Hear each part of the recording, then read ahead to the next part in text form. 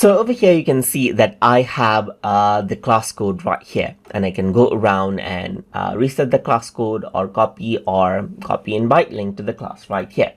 Well, let's say unwanted people start joining your classroom, and in that case what you can also do is you can completely disable out the classroom code so that you can just invite your students to class and let them join your classroom.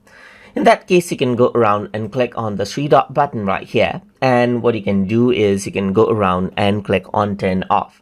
So once you do that, what happens is that your classroom code simply turns off right here, just like this, and is not visible anymore.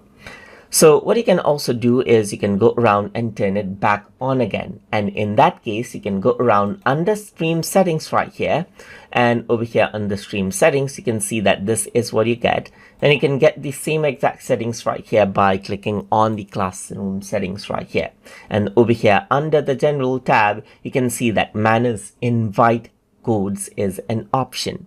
So what you can do is you can go around and expand this and turn this on right here. And once you turn it on, what happens is that you get the invite link, you get the class code and the class view right here, just like this. So you simply have this, and if I were to close this, you'll get your classroom code there once again. And that is how you can go around and turn the classroom code off and then turn it back on again inside of Google Classroom. So I hope you guys learned something as always. And as always, please like, comment, share, and subscribe.